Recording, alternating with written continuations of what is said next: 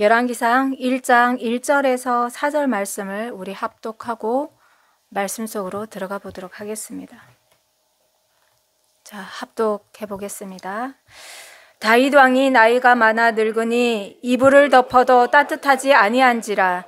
그의 시종들이 왕께 아뢰되 우리 주 왕을 위하여 젊은 처녀 하나를 구하여 그러 왕을 받들어 모시게 하고 왕의 품에 누워 우리 주 왕으로 따뜻하시게 하리이다 하고, 이스라엘 사방 영토 내에 아리따운 처녀를 구하던 중 수넴 여자 아비삭을 얻어 왕께 데려왔으니 이 처녀는 심히 아름다워 그가 왕을 받들어 시중 들었으나 왕이 잠자리는 같이 하지 아니하였더라. 아멘. 하나님 감사합니다. 오늘도 지금 우리가 사는 시대는 아니지만 하나님 그 시대에 하나님께서 운행하셨던 이스라엘을 통해서 그 역사를 통해서 우리에게 말씀하실 줄 믿습니다. 하나님 오늘도 말씀에 귀를 기울이게 은총 허락하여 주시고, 또한 하나님 그 말씀을 들을 때 깨닫는 지혜도 허락하여 주시옵소서. 온전히 주님께 나아갑니다. 주님 우리를 붙들어 주시옵소서. 예수님의 이름으로 기도드립니다. 아멘.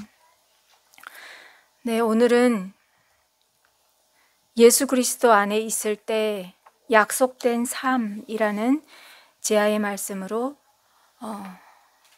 말씀을 보도록 하겠습니다. 우리가 지금 사무엘 상하를 마치고 사무엘서를 마치고 지금 열왕기서로 들어왔거든요. 자, 열왕이라는 뜻은 열거되는 왕들이다라는 뜻입니다. 그러니까 열왕기서는 이스라엘의 왕들의 이야기를 기록한 왕조실록으로 보시면 됩니다. 그런데 그 안의 내용을 보면 왕들이 정치적으로 이렇게 잘했다, 이런 공이 있다, 이런 정치적 치적이나 군사적 업적에 초점을 맞춰져 있지 않습니다. 선지자들의 눈에 비춰진 그들이 여호와의 말씀에 어떻게 순종하였는지, 아니면 어떻게 불순종하였는지, 그래서 어떤 일들이 있었는지에 초점이 맞춰져 있습니다. 그러니까 무슨 말이냐면요, 이 신명기적 역사관에 근거하여서 열거되는 왕들의 선과 악, 그리고 잘 되는 것과 망하는 것의 기준은 오직 여호와 하나님의 말씀에 대한 그들의 순종과 불순종에 따른 그 여부에 따라서 결정이 된다라는 내용으로 기록되어 있습니다. 자, 그런데 우리가 지난주까지 사무엘서를 봤단 말이죠. 그러면 이 사무엘서도 보면 어떻습니까? 어머니의 그 서원으로 드려지는 그 아들 사무엘 선지자 있지 않습니까? 그리고 백성들이 요구하여서 세워지는 이스라엘의 첫 번째 왕, 그리고 그 왕으로부터 밤낮으로 쫓기어서 정말 생명의 위협을 받아서, 그래서 하나님 앞에 늘 엎드려서 간구하던 이스라엘의 두 번째 왕 다윗. 그러면 여러분 이렇게 딱 들어만 봐도 사무엘서도 이스라엘의 왕사였네? 그렇지 않습니까? 이스라엘의 왕이 세워지는 그 과정을 기록한 책입니다. 그런데 사무엘서와 열왕기서를 분리했습니다. 왜 분리했다고 생각하십니까? 하나님께서 보여주시는 거죠. 사울이라는 왕을 통해서, 또 다윗이라는 왕을 통해서 우리가 어떻게 신앙생활을 해야 되는지, 하나님 앞에 어떻게 간구해야 되는지, 그 표본을 이 사울 왕과 다윗이라는 그 왕을 세워서 이미 말씀하고 계십니다. 그리고 또한 사무엘 선지자를 통해서 나라와 민족을 위해서 어떻게 엎드려서 기도해야 되는지도 말씀하고 있죠. 사무엘 선지자를 보면 자기의 이익을 쫓아서 자기의 그 편안함을 추구하면서 하나님 앞에 엎드리지 않았습니다. 이 이스라엘이라는 나라를 위해서, 이스라엘이라는 그 나라를 세워가시는 하나님의 뜻을 위해서, 그 백성을 위해서 밤낮으로 쉬지 않고 기도했던 사람입니다. 그러면서 하나님께서 또한 사무엘 선지서를 통해서 먼저 보여주시는 것이 있는데, 그게 뭐냐면요, 우리가 살아가는 이 세상은 하나님께서 창조하셨다라는 것을 말씀하고 있습니다. 그리고 하나님께서 창조하셨으니 인생의 생사화복이 누구로부터 오는지, 또 나라의 흥망성쇠가 누구로부터 오는지 하나님께서 말씀하고 있습니다. 그래서 오늘날도 예수님께서 오셔서 뭐라고 말씀하십니까? 수고하고 무거운 짐진 자들아 다 내게로 오라. 내가 너희를 쉬게 하겠다. 나는 마음이 온유하고 겸손하니 나의 멍에를 메고 내게 배우라 라고 말씀하지 않습니까? 그러면 너의 마음이 쉼을 얻으리니 이는 내 멍에는 쉽고 내 짐은 가볍다 라고 말씀하십니다. 사무엘서 하나만 가지고도 우리는 하나님 앞에서 충분히 마음에 깨달을 수 있는 은혜를 받고요. 또 지혜를 얻고 하나님 앞에 바른 것이 무엇인지를 추구하면서 하나님 앞에서 엎드려 기도할 수 있다고 생각합니다. 자, 이런 마음으로 오늘도 우리의 구속사적 언약을 온전히 이뤄가시는 그 하나님께 감사하면서, 또한 우리의 호흡마저도 하나님으로부터 나옵니다. 하나님께서 우리에게 허락하지 않으시면 우리가 누리는 이 모든 것들이 허락되지 않습니다 라는 이 고백을 가지고 오늘도 이 말씀 속으로 한번 걸어보겠습니다. 자, 오늘 열왕기상 1장 1절 말씀을 보니까 다윗이 나이가 많아 늙으니 이불을 덮어도 따뜻하지 않다라고 시작합니다. 다윗의 나이가 몇이었을까요? 다윗이 30세에 위에 나아가서 40년을 다스렸으되 헤브론에서 7년 6개월 동안 유다를 다스렸고 예루살렘에서 33년 동안 온 이스라엘과 유다를 다스렸더라라고 말씀은 기록하고 있습니다. 그러니까 다윗이 이스라엘의 왕이 되어서 40년 6개월을 다스렸습니다. 오래 다스렸죠. 그런데 그리고 다윗이 이스라엘의 왕으로 출마하는 그때가 30세입니다. 그러니까 지금 다윗의 나이는 70세가 된 겁니다. 너무 이른 나이가 아닙니까? 70세인데, 그런데 성경을 보면요, 민수기 8장에 보면 성막에서 일하는 레위인들의 나이가 나오는데 25세에 시작해서 50세면 은퇴하도록 했습니다. 그리고 시편에 보면 모세의 기도가 나오는데 모세가 뭐라고 기도하냐면요, 우리의 년수가 70이요 강건하면 80이라도 그 연수의 자랑은 수고와 슬픔뿐이요 라면서 기록하고 있습니다. 그런데 다윗의 지금 상황을 보면 그냥 나이가 들어서 늙은 것 같진 않아요. 다윗의 건강을 볼 때 다윗이 정말 열심히 살았구나, 정말 최선을 다해 살았구나 라는 생각이 듭니다. 그냥 늙어서 뒤로 물러앉은 것이 아닙니다. 신체의 기운이 다 빠져서 나가고 모든 기능이 쇠잔해질 때까지 하나님 앞에서 최선을 다해서 산 겁니다. 다윗의 인생을 보면요, 고난의 연속이었지만 또한 승리의 연속이었습니다. 주변 나라들과 이렇게 왕위에 오른 다음에 주변의 나라들과 싸워서 다 이스라엘에 무릎 꿇게 하고 조공을 바치는 나라로 만들었고요. 또 다윗이 왕위에 올라앉아서 이렇게 언약궤도 메고 오고, 그리고 왕의 권위의 상징인 궁도 건설하고, 이런 그 업적이 대단합니다. 크고 작은 일들을 정말 많이 하다 보니까 다윗이 정말 이제는 몸에 남아 있을 수 없는 그 기운이 없는 겁니다. 다 빠진 겁니다. 정말 누구보다 왕자를 누리고 산 세월이 없다고 할 정도로 열심히 최선을 다해서 살았습니다. 또한 그 집에 정말 끊이지 않았던 고통들이 있지 않습니까? 왕자의 난으로 인해서 아들들을 잃고 그 하나밖에 없는 딸이 더럽혀지고 막 이런 일들, 얼마나 그 가슴에 재가 됐겠습니까? 그러면 여러분, 우리가 이 시점에서 생각해 보게 되는 것이 있습니다. 그게 뭐냐면요, 복이란 과연 무엇일까? 복이란 과연 무엇일까? 복된 삶이라는 것은 과연 무엇이냐라는 거죠. 육신적인 안목으로 다윗을 묵상해 볼 때는요, 사실 다윗이 그 쫓기면서 살던 세월과 가족의 그 가정 안에서 끊이지 않던 그 칼부림과 이런 것들을 보면요, 사람이 흠모할 만한 삶이 없습니다. 그냥 왕자에 올랐다는 것만 빼고. 그럼 다윗의 삶은 정말 복된 삶인가? 라는 생각을 하게 되죠. 그런데 다윗의 삶은 누구도 부인할 수 없는 복된 삶이었습니다.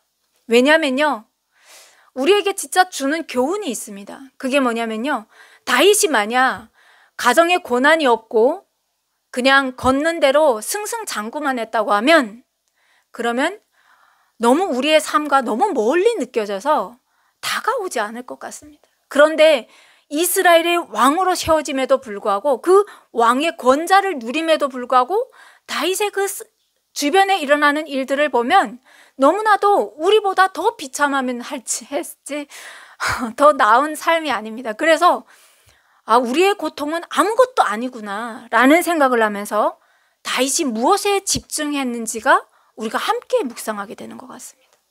다윗은 이 고통을, 육신적인 고통을 가지고 하나님을 떠난 것이 아니라 그 육신의 가시를 가지고 하나님 앞에 더 엎드렸던 사람입니다. 그래서 나를 단련하시는 하나님, 정금같이 나를 단련하시는 그 하나님을 묵상하면서 살았던 사람입니다. 그래서 그 사람은 하나님과 어떻게 호흡하는지도 알았고요. 그리고 하나님께서 어떤 기도를 원하는지도 알았고요. 그래서 하나님과 동행하는 삶이 무엇인지를 알았던 사람입니다. 이게 바로 복된 삶입니다. 우리 개인적인 삶에 시선이 맞춰져 있어서 엎어지고 넘어지는 것이 아니라, 개인적으로 일어나는 그 고통은 하나님 앞에 이렇게 간구하면서 기도하지만 결국 나를 붙드시고 끝까지 승리케 하시는 그 하나님을 믿음으로 말미암아, 신뢰함으로 말미암아 그 하나님을 붙잡고 나아가는 삶, 그 삶이 바로 복된 삶입니다. 이 삶을 주려고 예수님께서 이 땅에 오신 겁니다. 예를 들어 그렇습니다. 나를 낳아주신 부모님이 한 집에서 같이 사는데, 이 자녀가 만약 이분이 내 부모님이 맞나? 이 부모님이 진짜 내 친부모님이 맞을까? 라면서 그 부모님이 해주신 밥도 먹고 그 부모님이 주신 용돈도 쓰고 그러면서 공부를 한다고 하면 이 아이의 삶이 과연 행복한 삶일까요? 얼마나 불행한 삶입니까? 그러니까 다윗은 자기의 정체성을 확실하게 안 사람입니다. 내가 어디로부터 와서 어디로 가는지 분명히 아는 삶. 그래서 이 사람은 행복한 사람입니다. 우리도 눈에 보이는 그 가시, 환경에 지배받고 문제에 매달리는 그런 좁은 시야를 가진 사람들이 아니라, 나를 빚어가시고 나를 완성해 가시는 하나님의 초점을 맞추면서 인생을 살아가는 복된 삶이 되기를 간절히 소망합니다. 자, 다시 본론으로 와서 본문으로 돌아오겠습니다. 다윗이 이렇게 이불을 덮어도 몸이 덮일 수 없을 정도로 약해져 있을 때 신하들이 걱정이 너무너무 많습니다. 그래서 어떻게 합니까? 수넴 여자 아비삭을 다윗의 방에 이렇게 들여보냅니다.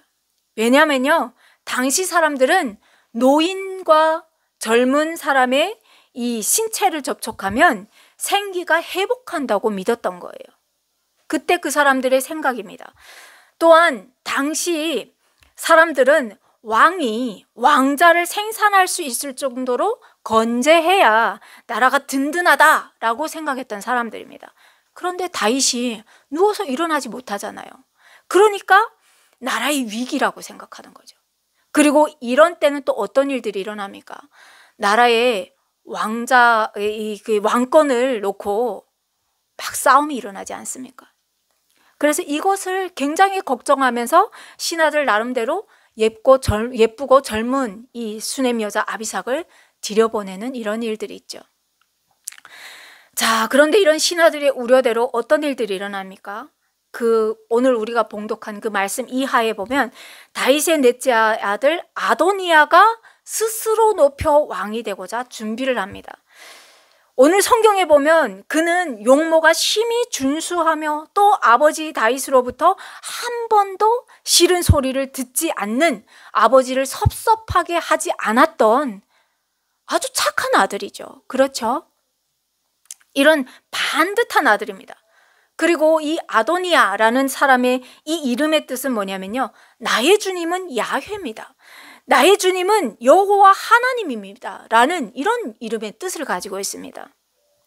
그 이름처럼 지금까지 다윗의 속을 썩이지 않는 아주 반듯한 아들이었죠.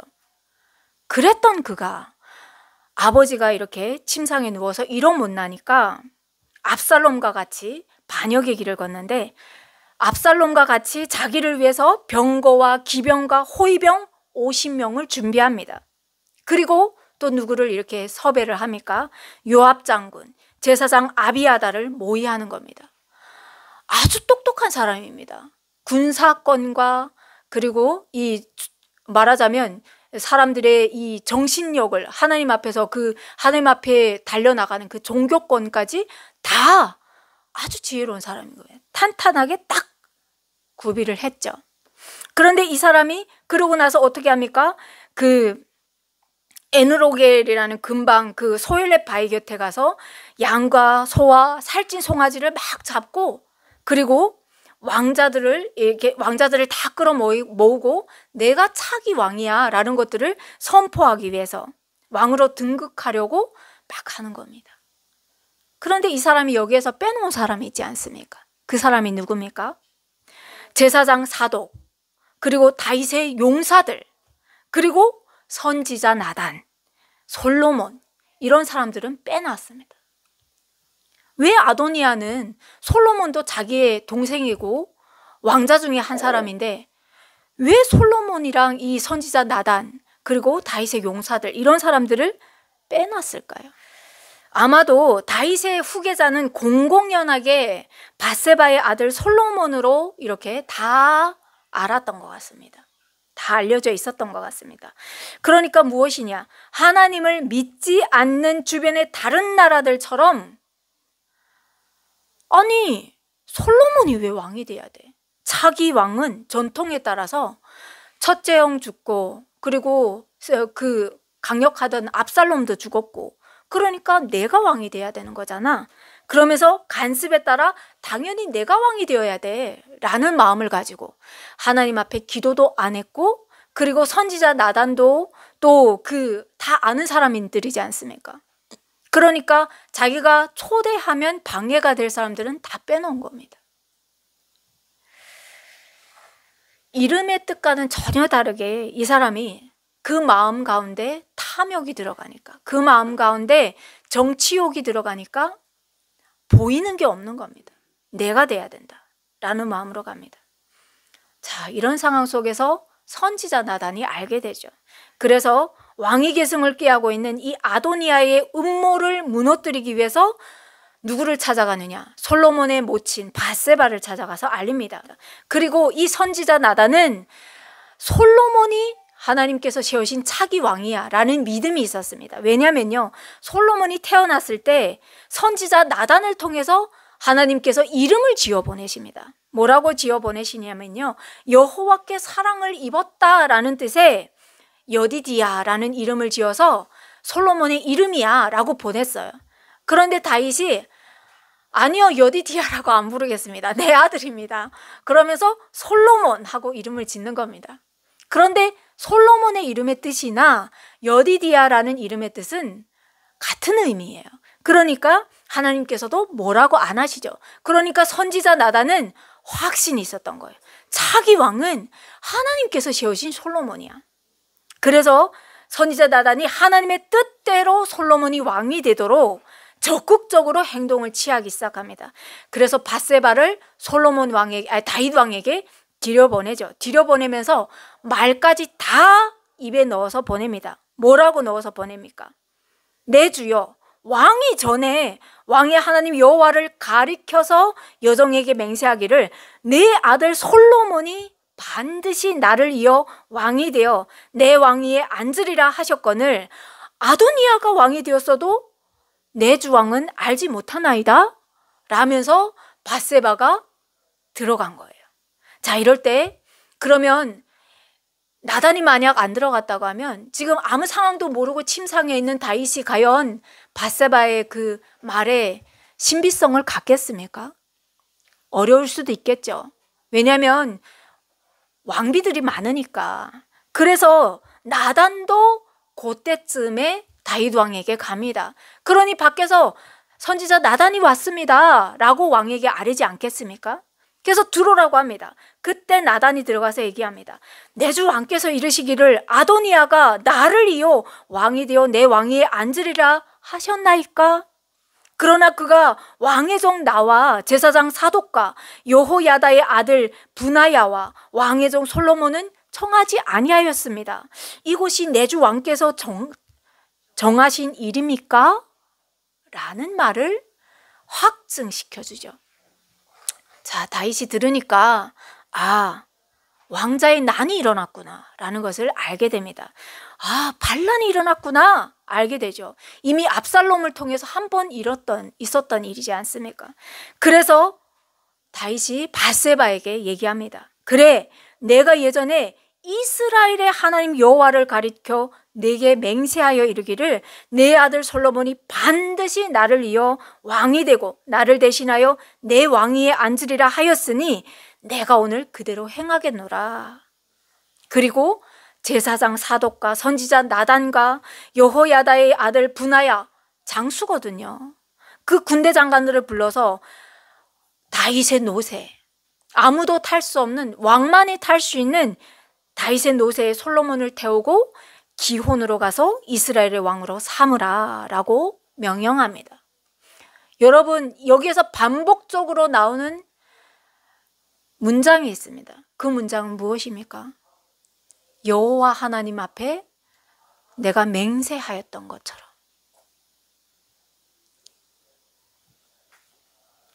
그런데 왜 기혼이었을까요? 왜 기혼에 가서 솔로몬에게 기름 부으라고 하셨을까요?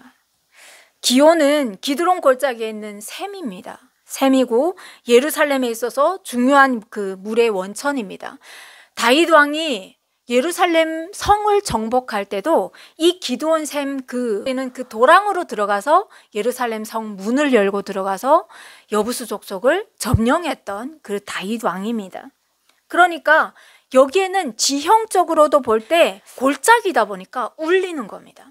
다 듣는 거죠. 온 백성과 함께 반란을 일으킨 이 역적의 무리들도 함께 듣는 겁니다. 장소적으로 아주 중요한 자리를 이렇게 다윗 왕이 보낸 거죠. 자, 그렇게 이 기온샘에 가서 솔로몬이 기름 부음을 받고 뿔의 나팔을 불고 모든 백성이 솔로몬 왕은 만수를 하옵소서라고 외치면서 막 환호를 할 때 아도니아 무리가 듣습니다. 그러니 어떻게 하겠습니까? 이 소리가 무슨 소리냐? 솔로몬이 왕이 됐대요. 그러니 내 목숨이 지금 부지하기 어려운 거예요. 그래서 뿔뿔이 다 도망갑니다. 그때 이 반란을 일으킨 주동자인 이 아도니아가 어디로 들어갑니까? 제단에 올라가서 뿔을 잡죠. 뿔을 잡죠. 그리고 말합니다. 솔로몬 왕이 나와서 나를 죽이지 않는다는 약속을 하기 전까지 나는 이 뿔에서 내려올 수 없다. 뿔을 잡고 이 제단에서 못 내려오겠다는 거예요. 과연 뿔이 무엇이길래? 뿔이 무엇이길래? 우리는 이스라엘 그 12지파가 약속의 땅에 들어갈 때 땅을 분배받았던 사실을 기억합니다. 그때 우리가 볼 때 하나님께서 제사장들의 성읍을 허락하시죠. 그리고 부지 중에 실수를 하여 사람을 죽인 사람들이 도피하여서 제대로 재판을 받고 그 처벌을 받을 수 있도록 하나님께서 은혜를 베푼 성이 있는데 그 성을 보고 도피성이라고 합니다. 제단의 뿔은 그와 같은 기능을 하는 겁니다. 제단 뿔을 잡고 있으면 그 도피성과 같이 실수를 지은 사람이 온전히 재판을 받고 하는 그거에 대한 결과를 물을 수 있는 그런 역할을 하는 거죠. 그 사람들은 그렇게 믿었던 거예요. 그런 간섭이 있었던 거예요. 그래서 아도니아가 제단의 뿔을 잡고 안 내려온대요. 그러면 여러분, 아도니아가 정말로 실수를 했을까요? 아니죠. 아도니아는 계획적으로 정치권과 종교권을 다 이렇게 모아서 자기의 왕권을 세우려고 했던 사람입니다. 그렇게 역모를 꾸민 아도니아가 죄가 없지 않습니다. 그렇지만 이 역모가 실패로 돌아가니까 내가 깜빡했어요. 내가 깜빡했어요. 용서해 주세요. 살려주세요. 라는 마음으로 지금 솔로몬에게 목숨을 구걸하고 있죠. 그래서 솔로몬이 그럽니다. 현대인의 성경으로 보면 그런 아도니아에게 말하죠. 앞으로 그가 올바르게 살아간다면 그의 머리털 하나도 내가 건드리지 않을 것이다. 그러나 만일 그가 다시 악한 짓을 한다면 살아남지 못할 거야 하면서 자기 형이죠. 아도니아를 살려보냅니다. 집으로 돌려보냅니다. 그러면 여기서 끝나면 얼마나 좋겠어요. 여기서 끝나면. 그런데 이 마음의 탐심을 가졌던 사람은 그 탐욕에서 쉽게 못 내려와요. 그래서 여러분, 우리는 우리 마음 가운데 욕심이 잉태하지 않도록 하나님 앞에서 늘 깨어서 기도해야 됩니다. 자, 이렇게 해서 솔로몬이 왕이 되었습니다.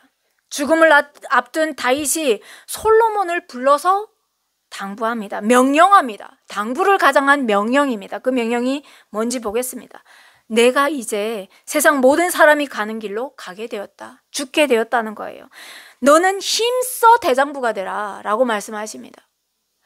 왜냐면 이 솔로몬이 왕위에 오를 때는요, 그 역사적인 것을 이렇게 함께 추적해서 와보면요, 20세가 안 돼요.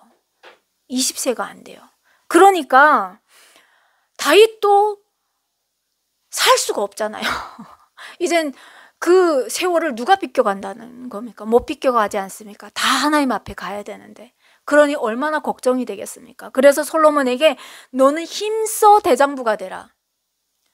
모세가 그 가나안 땅에 들어가는 여호수아에게 벌벌 떨면서 내가 과연 모세와 같은 그 지도력을 리더십을 발휘할 수 있을까 하면서 벌벌 떠는 그 여호수아에게 너는 힘써 대장부가 되라 라고 말했던 그 모세의 안타까운 마음처럼 다윗도 솔로몬에게 너는 힘써 대장부가 되라 라고 말하고 있는 겁니다.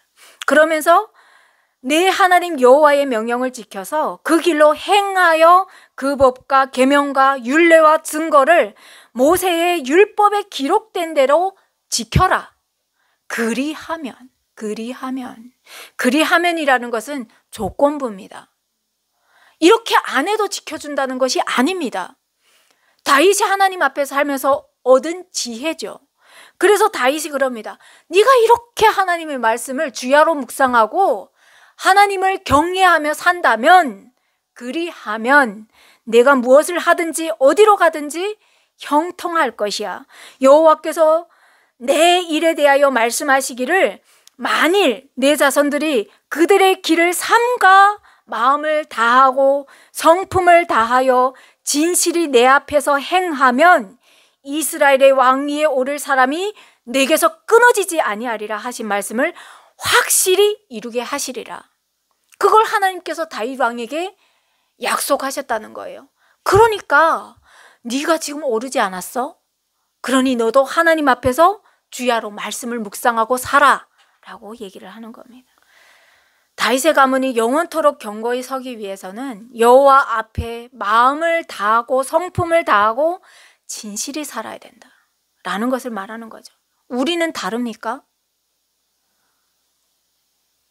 우리는 다를까요?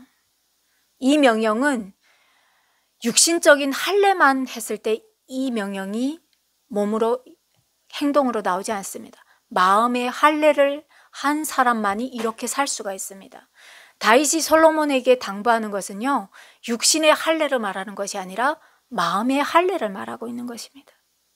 누가 보든지 보지 않던지 언제 어디서나 하나님을 경외하며 사는 사람만이 이 환경의 지배를 받지 않고요, 상황의 지배를 받지 않고 하나님께서 나를 붙들고 있다는 것을 신뢰하면서 그분의 인도하심 따라 살 수가 있는 것입니다. 그 사람이 바로 다윗이었고요. 오늘날 우리도 그렇게 살아야 하는 줄 믿습니다.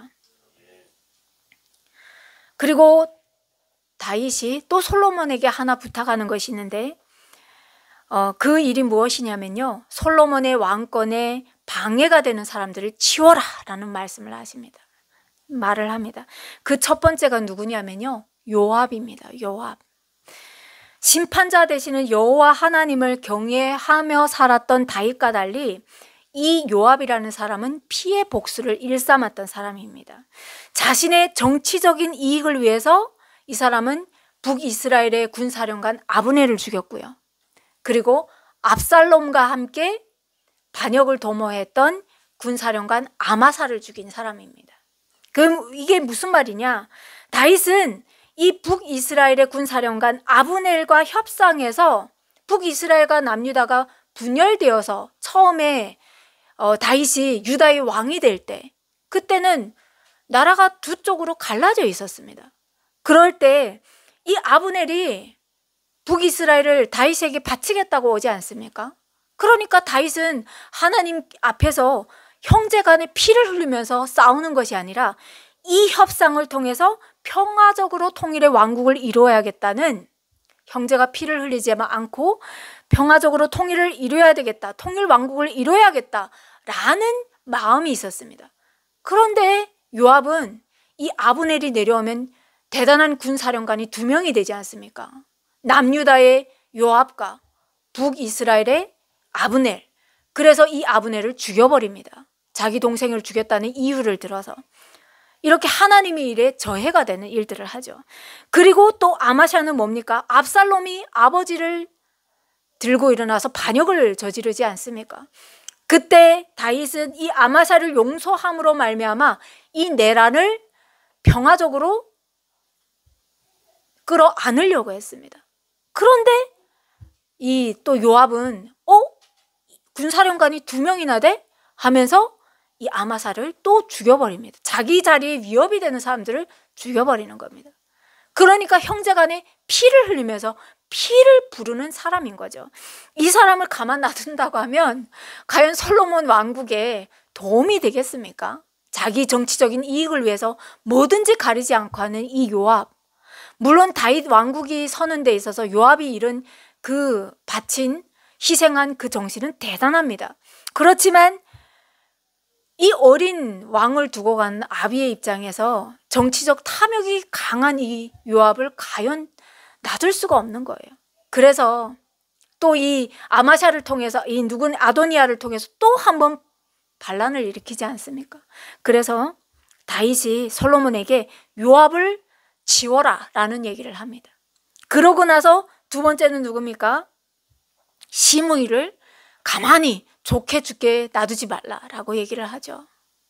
다윗을 그렇게 저주했던 사람, 달려가면서 돌을 던지면서 저주했던 사람, 그때는 내가 여호와의 이름을 두고 맹세하여서 너를 절대로 칼로 치지 않겠다라는 그 다윗의 맹세로 말미암아 시므이를 두었지만, 너는 결코 시므이를, 그때 이 다윗도 사람인 거예요. 그때 이 맺힌 그 괘씸죄가 있는 겁니다. 그래서 이 시므이를 그냥 곱게 늙어서 죽게 하지 말아라 라는 얘기를 합니다. 그리고 또 은혜를 갚아야 할 사람을 주죠. 그 사람이 누굽니까? 길르앗 바르실레. 어려울 때 사람은 두 갈래로 딱 나눠지지 않습니까?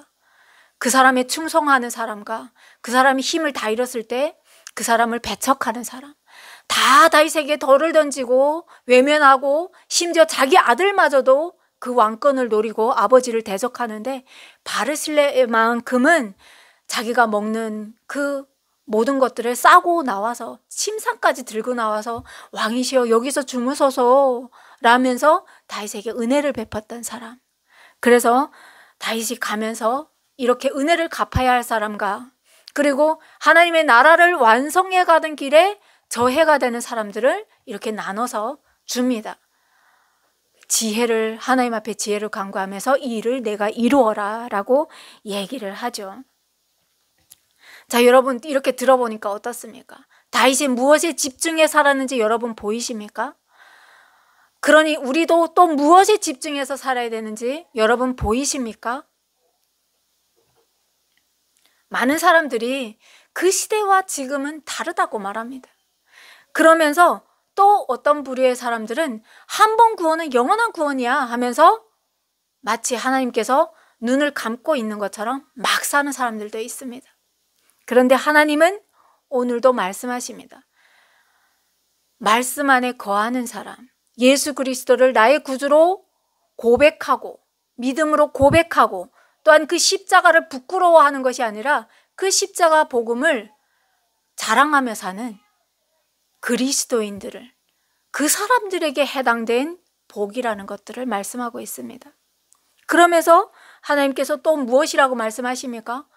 하나님 앞에 구원받은 사람은, 하나님을 진정한 나의 하나님으로 고백하는 사람은 예배 드리는 그 마음과 세상에 나가서 사는 마음이 둘로 나뉠 수가 없다라고 말씀하십니다. 예배 드리는 그 마음으로 세상에 나가서 산다고 말씀하십니다. 오늘 우리가 찬양으로 말씀을 열었지만, 예배를 열었지만 그 찬양에도 보면 예수님으로 말미암아, 그 예수님께서, 예수님 안에 사는 사람들은 예수님께서 나를 매일매일 조금씩 바꿔가신다고 말씀하시지 않습니까? 그 죄를 깨닫게 하실 때 우리는 그게 죄라고 고백하고 하나님 앞에서 회개하고 내가 그렇게 살지 않게 해달라고 하나님 앞에 간구한다는 거죠. 그런데 하나님께서 나를 구원했는데 뭐 어때? 하나님 결국에는 나를 구원하실 거야 하면서 세상 사람들과 똑같이 산다고 하면, 그러면 신약에도 말씀이 나오지 않습니까? 소금이 만약 그 짠맛을 잃는다고 하면 길가에 나뒹구는 그 돌과 무엇이 다르겠느냐. 우리도 이 5월은 가정의 달이지 않습니까? 육신의 부모님께도 잘해야 되지만 나를 영생으로 이끄시는 그 하나님으로 말미암아 감사하면서, 그 하나님을 인지하면서, 그 하나님을 경외하면서, 그러면서 내 주변의 모든 사람들에게 빛을 발하고 또 소금의 짠맛을 내는 저와 여러분이 되시기를 간절히 소망합니다. 하나님 감사합니다. 그렇습니다. 하나님, 우리는 연약하고 우리는 태에서부터 정말 죄로 잉태하여서 나와서도 선한 것 하나 없는 죄인 중에 괴수들이지만 예수님께서 우리를 택하여 주시고 우리를 살리시기 위해서 그 십자가를 지었습니다. 오늘도 그 십자가의 보혈로 말미암아 오늘도 하나님의 의로 말미암아 하나님의 자녀로 택함 입은 우리들입니다. 하나님, 그 은혜를 묵상하게 하시니 감사합니다. 하나님, 이 가정의 달을 하나님 앞에 온전히 살기로 결단하는 우리들을 하나님 받아주십시오. 그래서 우리로 말미암아 세상이 감사하고 또한 우리로 말미암아 예수님을 경배하고 또 예수님으로 말미암아 그들이 함께 하나님 안에서 영생 복락을 누릴 수 있도록 주님 은총 허락하여 주시옵소서.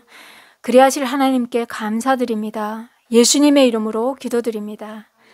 아멘.